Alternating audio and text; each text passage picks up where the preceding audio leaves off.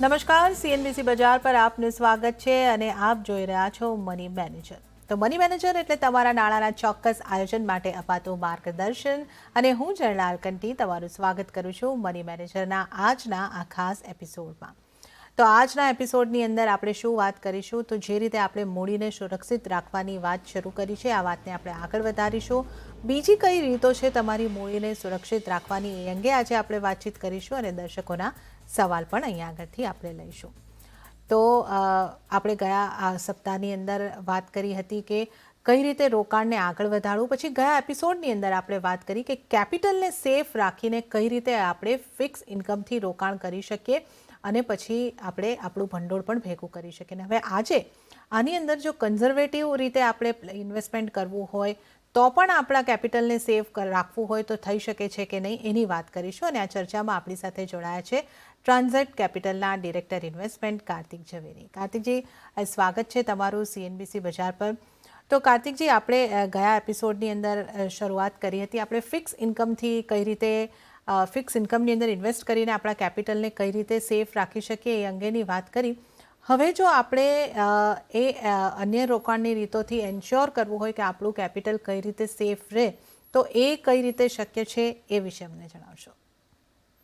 આના માટે આ સમજાવવા માટે આ એપિસોડ આપણે સ્ટાર્ટ કરતા હું જ એક નાનકડી વાત બધા દર્શકો સાથે શેર કરવા માંગુ છું કે જ્યારે આપણે ઇક્વિટી માર્કેટમાં ઇન્વેસ્ટમેન્ટ કરતા હોઈએ છીએ ત્યારે એક વસ્તુની તો ખાતરી છે કે પ્રોફિટ તો બનશે જ, પણ પ્રોફિટ બનવાના પ્રયાસમાં ઘણું બધું ફ્લક્ચ્યુએશન થશે.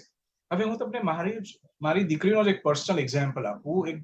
લગભગ 10 વર્ષ પહેલા મેં એના માટે થોડા પૈસા ઇન્વેસ્ટ કરેલા અને 10 વર્ષથી એ ફંડ એમને એમ અકબંધ છે. મેં બિલકુલ એને ટચ નથી કર્યું. અને છેલ્લા 10 વર્ષોમાં શું સૌથી મોટી વસ્તુ તો આપણે બધાને ખબર છે કે 2020ના કોવિડના જે માર્કેટ ક્રેશ થયેલા એને કારણે ઘણું બધું નુકસાન થયેલું, રાઈટ? એ ફંડ આજે 6 ગણોથી લગભગ 7 ગણા પૈસા થઈ ગયા છે. એટલે જે રૂપિયો નાખેલો રૂપિયાના 7 રૂપિયા થઈ ગયા છે. એટલે ધેટ મીન્સ વોટ કે 10 વર્ષ સુધી તમે જો એ ઇન્વેસ્ટમેન્ટને રાખો શેર બજારમાં કે મ્યુચ્યુઅલ ફંડના તરફથી રાખો કે પોર્ટફોલિયો કરો, આ 10 વર્ષમાં માર્કેટ કેટલી બધી વાર 20% નીચે ગયું, 10% નીચે ગયું, 30% પર ગયું અને કોવિડના ટાઈમે 50% પણ નીચે ફોલ થયું. તો પણ આજે ઇન્વેસ્ટમેન્ટ 10 વર્ષના દરમિયાનમાં મારું રૂપિયાના 7 રૂપિયા થઈ ગયા છે, રાઈટ? એટલે સરસ રીતે એક 15-17%નું કમ્પાઉન્ડેડ રિટર્ન પણ મને મળી રહ્યું છે. એટલે દેટ ઇઝ એબ્સોલ્યુટ પ્રૂફ કે આ વસ્તુ પોસિબલ છે. સમજવાની જરૂરત એ છે કે આજે તમે ઇન્વેસ્ટમેન્ટ 8-10 વર્ષ માટે રાખો ને પછી તમારી કેપિટલ ખોવાના કોઈ ચાન્સીસ નથી હોતા. કારણ કે આજની તારીખમાં જો મારા રૂપિયાના 7 થયા હોય તો એ 7 રૂપિયામાંથી આજે માર્કેટ 50% ફરી પણ પડી જાય તો મારી પાસે રૂપિયાના હજી 3.5 તો છે, 4 ગણા તો છે જ પૈસા. એટલે પૈસા ક્યાંય નથી ગયા. અને પછી પાછું માર્કેટનું જ્યારે સાયકલ ફરશે ત્યારે 7 નહીં રહે પણ રૂપિયાના 10 રૂપિયા થશે. એટલે એ નિરંતર થતું રહેશે. That is something we have to understand. અને ઘણા લોકોને છે ને આ વસ્તુ ડાયજેસ્ટ જ નથી થતી. આ વસ્તુ ઘણા લોકોને છે ને સમજવામાં પણ મુશ્કેલ થતી હોય છે કે ડર પણ લાગતો હોય છે. તો એ લોકો માટે છે ને એક બીજો વિકલ્પ છે સ્ટોક માર્કેટમાં. અને ખાસ કરીને આપણા મ્યુચ્યુઅલ ફંડ ઇન્ડસ્ટ્રી એટલું બધું ઇનોવેશન કરતા હોય છે, એટલા બધા નવા ટાઈપના પ્રોડક્ટ્સ લાવતા હોય છે. તો આજે છે ને આપણે એ ટાઈપના પ્રોડક્ટની વાત કરીશું કે જ્યાં કેપિટલ અકબંધ રહે છે. ઓફકોર્સ માર્કેટ સાથે મુવમેન્ટ થશે પણ બહુ મોટું ફ્લક્ચ્યુએશન નહીં થાય, માર્કેટ સાથે ચાલશે. એટલે એક તો આ છે એક્સચેન્જ ટ્રેડેડ ફંડ, ઓકે? અને બીજું આપણે એક બે બીજી અન્ય કોન્ઝર્વેટિવ ઇન્વેસ્ટમેન્ટની વાતો કરશું કે જ્યાં તમે પૈસા નાખો, બહુ જ નસીબ ખરાબ હોય ને તો તરત એમાં કાપ થઈ જશે, પણ અધરવાઇઝ તમે એને 8 વર્ષ, 10 વર્ષ, 20 વર્ષ સુધી પણ રાખશો તો એક સતત તમને ઇન્કમ મળતી રહેશે. એમાંથી સતત તમને પ્રોફિટ મળતો રહેશે. સોરી, ઇન્કમ નહીં, પ્રોફિટ મળતો રહેશે. ઓકે, તો આ એક ખૂબ જ મહત્ત્વની વસ્તુ છે જે કાર્તિકજી અહીંયા આગળથી સમજાવી છે. મારા શબ્દોમાં કહું તો જો તમારે તમારા કેપિટલને સુરક્ષિત રાખવું હોય તો તમારે ધીરજ રાખવી પડશે. 10-15 વર્ષ સુધી તમે તમારા રોકાણની અંદર બનેલા રહો એટલી તમારી પાસે ધીરજ હોય તો ચોક્કસપણે તમારું કેપિટલ જે છે એ સુરક્ષિત રહેવાનું છે. પછી આખા શેર માર્કેટની અંદર આ સમયગાળા આખા દરમિયાન ગમે એટલા મોટા અપ્સ એન્ડ ડાઉન્સ આવે છે છતાં પણ તમારું કેપિટલ સુરક્ષિત રહી શકે છે એ અહીંયા આગળથી આપણને સમજાવવાનો પ્રયત્ન થઈ રહ્યો છે. છતાં પણ જો આપણે હજી આપણાની અંદર ડર છે કે ભાઈ વધારે પડતું માર્કેટ તૂટશે, તો આ ડરની ઉપર કઈ રીતે કાબૂ મેળવી શકીએ, આને માટે આપણે કેવી રણનીતિ અપનાવવાની, એ ચર્ચા આપણે અહીંયાથી આગળ વધારી રહ્યા છે. તો કાર્તિકજી, ETF અને અન્ય કન્ઝર્વેટિવ રોકાણની જે સ્ટ્રેટેજીની આપણે વાત કરવાની છે, ત્યાં તમે કઈ રીતના વિકલ્પો જોઈ રહ્યા છો? સો આ છે ને બધા એવા ટાઈપના પ્રોડક્ટ્સ હોય છે કે જ્યાં તમને 10 થી 12% રિટર્ન મળે છે. એટલે આપણે આ શો કરતા પહેલા મેં થોડું આની પર રિસર્ચ કરેલું, તો મને એ જોયું અને મને આનંદ થયો એ રિસર્ચ કરીને કે લગભગ છેલ્લા 10 વર્ષનું પણ એવરેજ રિટર્ન લગભગ 10 થી 12% ચાલે છે. એટલે આજે તમે ETFમાં જો ઇન્વેસ્ટ કરી નાખો તો તમને 10 થી 12% રિટર્ન તો મળે જ છે. એટલે દેટ મીન્સ દર 6 થી 7 વર્ષે તમારા પૈસા ડબલ થવાના જ છે. એક બીજી પણ વસ્તુ, આમાં એક નેગેટિવ વસ્તુ પણ મને ખબર પડી. નેગેટિવ એ છે કે પછી આમાં છે ને રિટર્ન વધારે થવાના ચાન્સીસ નથી. એટલે જ્યારે માર્કેટમાં બેફામ તેજી આવે છે ને, ત્યારે પણ તમારું આ બધું ફંડ બહુ ખાસ ચાલશે નહીં, કારણ કે આ છે ને એક ઇન્ડેક્સને કોપી કરી રહ્યું છે. એટલે પછી આ ઇન્ડેક્સ તમારું નિફ્ટી હોય કે ઇન્ડેક્સ તમારું કોઈ બીજું હોય, પણ તમારું એક ઇન્ડેક્સ લઈને આ ફંડ ચાલશે. એટલે આમાં છે ને પછી પરફોર્મન્સ આપણે બહુ મોટી એક્સપેક્ટેશન ના રાખી શકીએ, પણ આઈ વુડ સે કે એટલીસ્ટ એક મિનિમમ 5 વર્ષ રૂપિયા આમાં રાખો ને, તો ગમે તેટલું જે 5 વર્ષનું જે પહેલું જે ઇનિશિયલ ફ્લક્ચ્યુએશન છે એકવાર નીકળી જશે, પછી તમારી કેપિટલ તો બહુ નીચે થઈ જશે અને તમને તમારો 10-12% બહુ કમ્ફર્ટેબલી મળશે. એટલે આ એક એવી વસ્તુ છે કે સિનિયર સિટીઝન્સને થોડું કરવું હોય ને તો કરી શકે, કે ટેન્શન ઓછું, બહુ ફ્લક્ચ્યુએશન પણ નહીં, પણ એક સરસ રીતે 10-12% રિટર્ન મળી શકે. અને નેગેટિવ વર્ષોમાં કે જ્યારે થોડું મંદીનો સમય હોય ત્યારે તમારું રિટર્ન લગભગ 7 થી 8% જેટલું ચાલશે, which is also not bad, right? એટલે ડિપોઝિટ કરતા તો વધારે જ છે. એટલે તમે એ રીતે કોન્ઝર્વેટિવ ઇન્વેસ્ટમેન્ટ કરો ને ETF, તો it's not a bad idea, જેને પેસિવ ઇન્વેસ્ટમેન્ટ પણ કહીએ છીએ. અને પછી કોન્ઝર્વેટિવ્સ એવા છે કે જ્યાં ઇક્વિટીનું માત્ર 10-20% જ હોય, માત્ર, બાકી બધા બોન્ડ હોય. એની વાત પણ આપણે આગળ કરીશું. જી, તો આ એક ETF નો વિકલ્પ અહીંયા આગળથી આપણે માટે બની રહ્યો છે. કાર્તિકજી, ETF અને જો આપણે વિસ્તારપૂર્વક થોડું સમજાવવું હોય તો ETF એટલે શું, કઈ રીતે કામ કરે છે, એ પણ થોડું સમજાવશો? એકચ્યુઅલી સારું કર્યું તમે આ યાદ કર્યું. ઘણા બધા લોકોને છે ને ઘણીવાર ETF શું એ જ નથી ખબર હોતી. એક્સચેન્જ ટ્રેડેડ ફંડ, આ એક શેરની જેમ, જે રીતે તમે ઇન્ફોસિસના શેર લો છો ને માર્કેટમાંથી, એ રીતે તમે આ ETF ફંડ પણ તમે માર્કેટમાંથી લઈ શકો છો. એક મ્યુચ્યુઅલ ફંડ જેમ જ કામ કરે છે. હવે દાખલા તરીકે જો ETF હોય ને, નિફ્ટીનું ETF હોય, તો દેટ મીન્સ નિફ્ટીના જે 50 શેર છે ને, 50 કંપનીઓ છે, એક્ઝેક્ટલી એ 50 કંપનીઓ જ આ ETFમાં પણ હશે. તમે આને ફિઝિકલ મોડમાં મ્યુચ્યુઅલ ફંડથી પણ બાય કરી શકો છો, એ પણ પ્રોબ્લેમ નથી. અને જે તમે કીધું કે તમે સ્ટોક માર્કેટના પ્લેટફોર્મ ઉપરથી પણ લઈ શકો છો.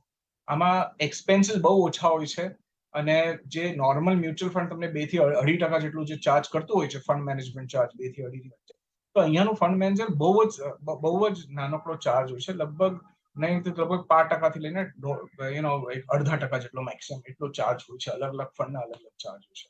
ચાર્જ બહુ ઓછો હોય છે, પણ it's a very simple copy of the index. હવે આમાં તમારી પાસે વેરાયટી પણ છે આજકાલ. તમારે એમ ઈચ્છા થાય ને કે બેન્કિંગ વાળું એક ઇન્ડેક્સ કરવું છે, તો એ કરી શકો છો. ઇન્ફ્રા વાળું ઇન્ડેક્સ કરવું છે, એ કરી શકો છો. ઇન્ટરનેશનલ તમારે હેંગસેંગમાં ઇન્વેસ્ટમેન્ટ કરવું છે, ચાઇનામાં કરવું છે, કે તમારે અમેરિકામાં નેસ્ડેકમાં કરવું છે, તો એ બધા ટાઈપના પણ ઇન્ડેક્સ ઘણા બધા આવે છે. તમારે મોમેન્ટમ સ્ટ્રેટેજી ચલાવી હોય ને, તો એના માટે તમને એક્સચેન્જ ટ્રેડ ફંડ મળે. એટલે તમારી પાસે ઘણી બધી વસ્તુઓ છે. એક્સચેન્જ ટ્રેડેડ ફંડમાં તમે વેરાયટી ઘણી બધી છે, તમે લઈ શકો છો. પણ લઈને રૂલ સમજો, 5 વર્ષ તો એટલીસ્ટ રાખી મૂકો, પછી તમે 10-12% તમે એક્સપેક્ટ કરી શકો. પ્લસ માય વોલેટિલિટી ઓછી, અને જે રીતે ઇન્ડેક્સ ચાલશે એ રીતે આ ચાલશે. ઓકે, તો ETF અહીંયા આગળથી તમે સમજી રહ્યા છો કે અહીંયા આગળ તમે મ્યુચ્યુઅલ ફંડની જેમ જ અહીંયા આગળ રોકાણ કરી શકો છો. તમારે ખાસ ધ્યાન રાખવાનું છે કે ETFમાં રોકાણ કરો છો, વિકલ્પો ઘણા બધા છે, એને પસંદ કરી શકો છો, અને તમારે 5 વર્ષ માટે તો એની અંદર સતત રોકાણ કરતા રહેવાનું છે, રોકાણને ચાલુ રાખવાનું છે. તો તમને અહીંયા આગળ તમારા કેપિટલને સેફ રાખવાનું જે તમારું ધ્યેય છે એ તો નિશ્ચિતપણે મળશે, પરંતુ અહીંયા આગળ જે છે તમારા જે રિટર્ન છે, એક નિશ્ચિત રિટર્ન તમને મળવાના છે, એના કરતાં વધારે રિટર્ન મળવાની સંભાવના અહીંયા આગળ રહેતી નથી. તો આ એક વિકલ્પ પણ છે જે આપણે અહીંયા આગળથી ડિસ્કસ કરી લીધો છે. કાર્તિકજી, હવે આ બધા વિકલ્પો આપણે ડિસ્કસ કર્યા છે, આ ઉપરાંત પણ હજી અન્ય કોઈ વિકલ્પો છે? યસ મેડમ, જે આપણે કોન્ઝર્વેટિવ હાઇબ્રિડની વાત કરી ને, હવે એક જમાનામાં છે ને આનું નામ અલગ હતું. થોડા વર્ષો પહેલા આનું નામ MIP હતું, મંથલી ઇન્કમ પ્લાન કરીને.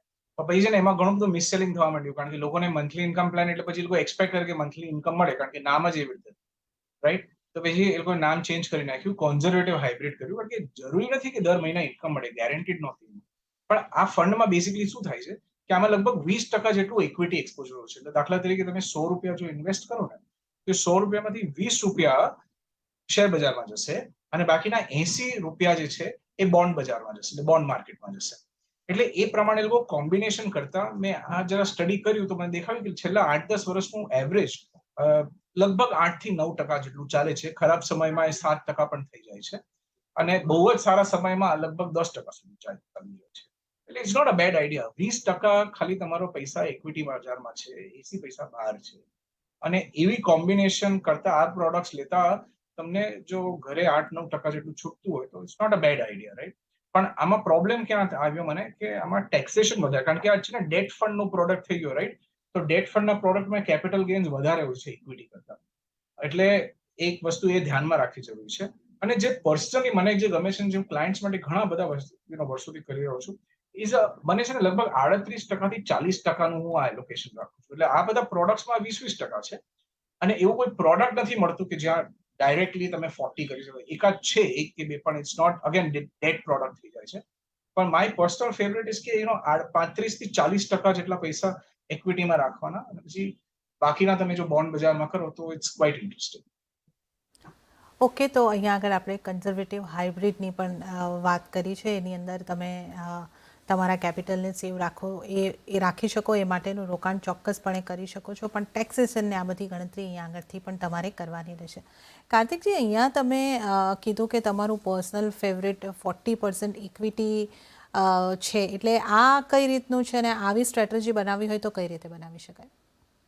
40% એટલે એક આશરે નંબર છે.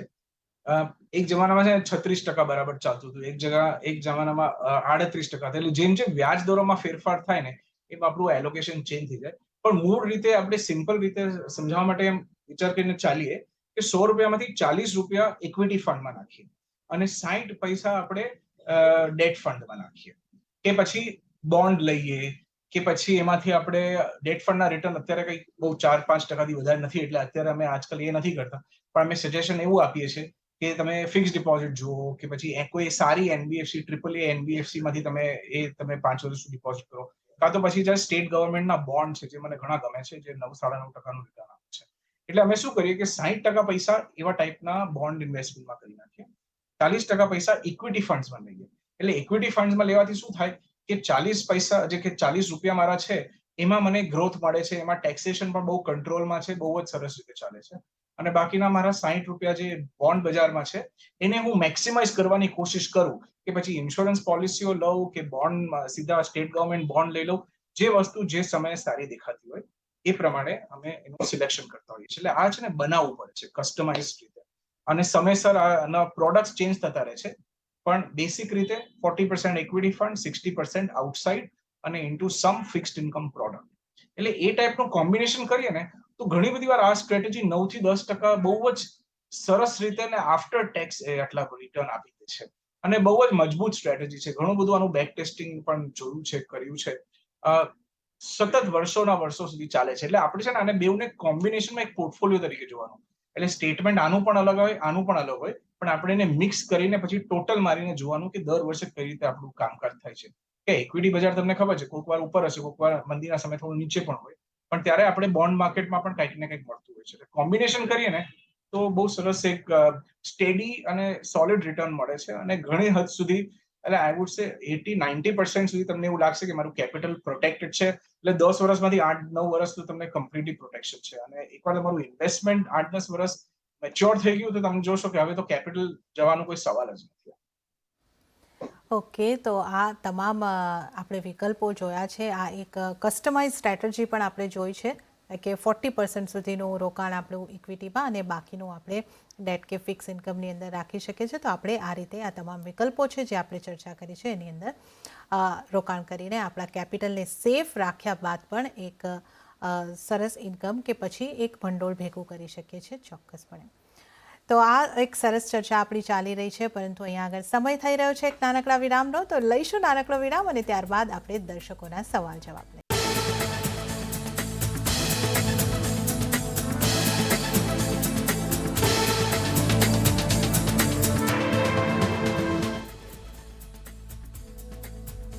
વિરામ બાદ મની મેનેજરમાં આપનું ફરી એક વખત સ્વાગત છે અને હવે આપણે દર્શકોના સવાલના જવાબ મેળવીશું અને આ માટે આપણી સાથે જોડાયેલા છે ટ્રાન્ઝેટ કેપિટલના ડિરેક્ટર ઇન્વેસ્ટમેન્ટ કાર્તિક ઝવેરી. કાર્તિકજી, પહેલો સવાલ જે આવ્યો છે આયુષભાઈનો આવ્યો છે. એમણે લખ્યું છે કે મારે ₹5,000નું એસઆઈપીમાં રોકાણ શરૂ કરવું છે. ટાટા ડિજિટલ ઇન્ડિયા ફંડ અને પીજીઆઈએમ ઇન્ડિયા ફ્લેક્સી કેપ ફંડ, આ બે ફંડ તમને કેવા લાગી રહ્યા છે? ફ્લેક્સી કેપ તો ઓલ સીઝન ફંડ છે, એટલે ગમે તેવી સીઝન હોય, ગમે તેવી માર્કેટની પરિસ્થિતિ હોય, flexi cap is a very good idea અને એમાં સતત ઇન્વેસ્ટમેન્ટ કરતા રહો. આગળના 10 વર્ષો માટે મને એવું લાગે છે કે ટેકનોલોજીમાં તો ઘણું બધું થવાનું છે. Artificial intelligence, robotics, drone technology, એટલે એમાં અસંખ્ય વસ્તુઓ છે જે થઈ શકે. એટલે તમે કોઈ પણ ડાટાનું ડિજિટલ ફંડ લો, કોઈ બીજું ડિજિટલ ફંડ લો, આઈટી ક્ષેત્રમાં તમારું ઇન્વેસ્ટમેન્ટ ફળ પામશે. એટલે I think it's absolutely. Okay, તો આ તમે પસંદ કરેલા જે બંને ફંડ છે એ અહીંયા આગળથી સારા લાગી રહ્યા છે. તમે અહીંયા આગળ રોકાણ વધારી શકો છો. આગળનો સવાલ જે આવ્યો છે એ પ્રિતેશ પુરોહિતનો આવ્યો છે. એમણે લખ્યું છે કે મારે મારી પોતાની આવકમાંથી 5 વર્ષ માટે રોકાણ શરૂ કરવું છે, તો કઈ રીતે શરૂઆત કરવી જોઈએ? શું મારે એસઆઈપી કરવી જોઈએ?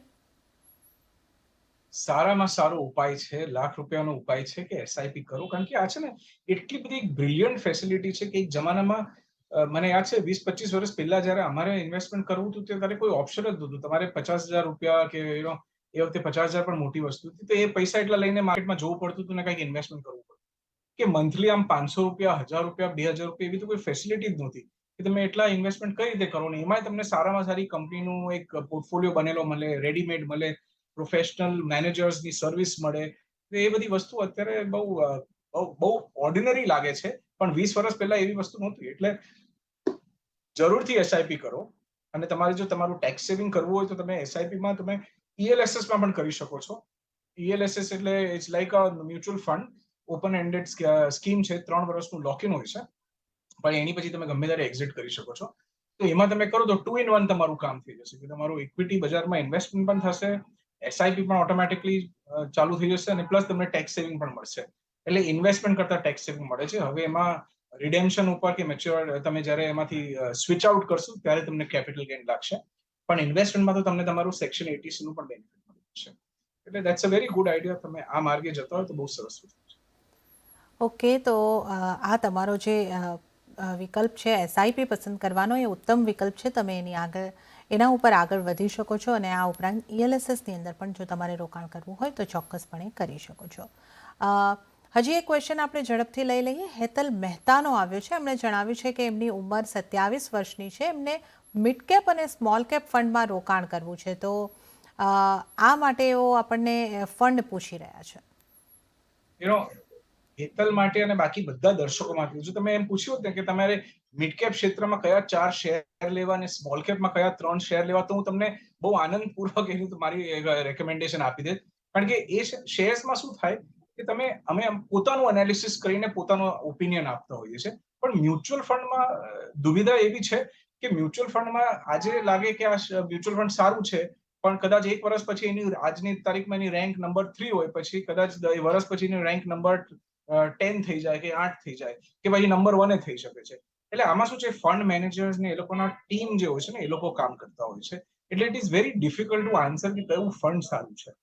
બહુ કોમન સેન્સ વાપરીએ ને તો પછી મની કંટ્રોલ ઉપર અને વેલ્યુ રિસર્ચમાં તમને ફ્રીમાં આ બધી ઇન્ફોર્મેશન આવે છે કે છેલ્લા 1 વર્ષમાં કયા ટોપ પરફોર્મર્સ હતા, 3 વર્ષના કયા ટોપ હતા, 5 વર્ષે કયા ટોપ હતા અને છેલ્લા 10 વર્ષનું પણ કોનું પરફોર્મન્સ સારામાં સારું છે. તમારે શું કરવું કે આ બધી વેબસાઇટ્સ ઉપર જઈ અને તમે તમારી રીતે આઈડેન્ટિફાઈ કરી શકો છો કે 10 વર્ષનું રિટર્નમાં, 5 વર્ષના રિટર્નમાં, 3 વર્ષના રિટર્નમાં કયું ફંડ સૌથી વધારે કન્સિસ્ટન્સી દેખાડી રહ્યું છે, પછી એ ફંડમાં ઇન્વેસ્ટમેન્ટ કરો. કાં તો પછી ઇવન સિમ્પલર ટોપ 5 માંથી તમે કોઈ પણ 1 કે 2 ચૂઝ કરી નાખો અને મ્યુચ્યુઅલ ફંડ તમે સ્મોલ કેપ ચૂઝ કરી લો, એ રીતે મિડ કેપ ચૂઝ કરી લો. 2 થી વધારે ફંડ ના કરતા. અને એક 2 ફંડ મ્યુચ્યુઅલ ફંડ મિડ કેપના, 2 ફંડ સ્મોલ કેપના. પછી તમે બીજા લોકો માટે પણ કહી દઈએ કે 2 ફંડ તમે લાર્જ કેપના પણ લઈ લો અને આ 6 ફંડ અલગ અલગ એએમસી માંથી લો. એટલે તમારું વ્યવસ્થિત રીતે ડાયવર્સિફિકેશન થઈ ગયું. તમે ફંડ બરાબર લઈ લીધા, તમારી પાસે અલગ અલગ ટીમ તમારા પૈસા સાચવશે. એટલે એ રીતે તમે સરસ રીતે કરી શકો છો. એક ફંડનું રેકમેન્ડેશન આપવું is a little difficult. Okay, તો હેતલબેન, તમારે માટે અહીંયા આગળથી જે સલાહ બની રહી છે કે તમે મિડ કેપ અને સ્મોલ કેપ પસંદ કરી રહ્યા છો એ યોગ્ય છે, અને બને તો તમે બે ફંડ સ્મોલ કેપ અને મિડ કેપના લો, બે લાર્જ કેપના પણ ફંડ લેવા જોઈએ, અને આ રીતે તમે ડાયવર્સિફાઈડ પોર્ટફોલિયો બનાવી શકો છો. અને ફંડની પસંદગી માટે તમારે થોડું રિસર્ચ કરવું પડશે. તમે મની કંટ્રોલ જોઈ શકો છો, આ ઉપરાંત અન્ય વેબસાઇટ કે ઇન્ટરનેટનો ઉપયોગ કરી શકો છો, અથવા તમારા નાણાકીય નિષ્ણાતની સલાહ લઈને તમારે ફંડની પસંદગી કરવાની રહેશે. તો કાર્તિકજી, સમય થઈ રહ્યો છે આપની પાસેથી રજા લેવાનો. આપનો ખૂબ ખૂબ આભાર. તમે અમારી સાથે જોડાયા, સમય ફાળવ્યો અને અમારા દર્શકો માટે એક સરસ મજાનું માર્ગદર્શન આપ્યું. આપનો ખૂબ ખૂબ આભાર. તો આ સાથે જ સૌ દર્શકોને જણાવી દઈએ કે પર્સનલ ફાઇનાન્સના તમારા સવાલ હોય તો અમને ચોક્કસ લખી મોકલો. આ માટે અમારું ઈમેલ એડ્રેસ જે છે એ નોંધી લેશો. તમારા સવાલ તમારું નામ, શહેર અને ઉંમર સાથે મોકલજો. ઈમેલ કરો અમને money@nw18.com પર. ફેસબુક પર લખો અમને facebook.com/CNBC બજાર પર, અને ટ્વીટ પણ કરી શકો છો twitter.com/CNBC બજાર પર.